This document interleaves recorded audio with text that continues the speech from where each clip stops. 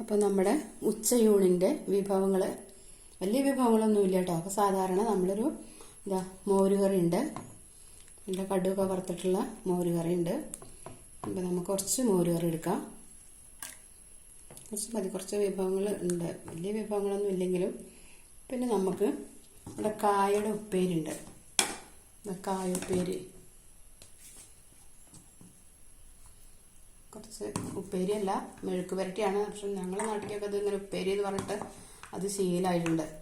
അപ്പോൾ കുറച്ച് മെഴുക്ക് പുരട്ടി എടുക്കാം. കായ മെഴുക്ക് പുരട്ടി കറി എടുത്തു. ഇനി നമുക്ക് ചോറും കൂടി എടുക്കാം. നല്ല പാലക്കാടൻ മട്ടയരി ചോറാണ് കേട്ടോ. നല്ല പാലക്കാടൻ മട്ടയരി ചോറാണ്. അത് കഴിഞ്ഞിട്ട് കുറച്ച് മതി, ഇത്രയും കാര്യങ്ങളൊക്കെ ഉള്ളതാണല്ലോ.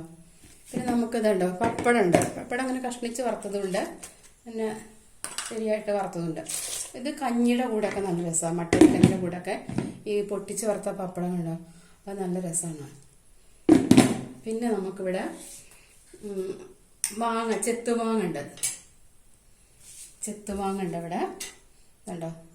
അത് എന്തിൻ്റെ കൂടെക്ക് ഒരു 2 കഷ്ണം ചെത്തുമാങ്ങ ഉണ്ടെങ്കിൽ വലിയ ഇഷ്ടമാണ്. നമുക്കൊരു കഷ്ണം കൂടെ എടുക്കാം. പിന്നെ പാലക്കാടൻ സ്റ്റൈല് പച്ചമുളക് വറുത്തതാണ്, അതിൽ ഉപ്പ് നിറച്ച് വറുത്തതാണ്. നല്ല ഉള്ളിച്ചമ്മന്തി ഉണ്ട്. പിന്നെ നമുക്കിത് കുറച്ച് നെല്ലിക്ക ചമ്മന്തി ഉണ്ട് കേട്ടോ. നല്ല നെല്ലിക്ക ചമ്മന്തി ഉണ്ട്, നെല്ലിക്കയും തേങ്ങയും കൂട്ടിയിട്ട് അരച്ചിട്ടുള്ള ചമ്മന്തി ഉണ്ട്.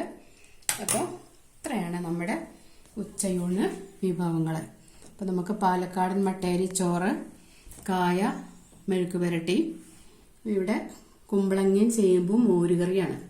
തേങ്ങയൊക്കെ അരച്ച് ജീരകവും തേങ്ങയൊക്കെ അരച്ച് വെച്ചിട്ടുള്ള മോരുകറി, നെല്ലിക്ക ചമ്മന്തി, പച്ചമുളകിൽ ഉപ്പ് നിറച്ച് വറുത്തത്, ചെത്തുമാങ്ങ, ഉള്ളിച്ചമ്മന്തി, പപ്പടം.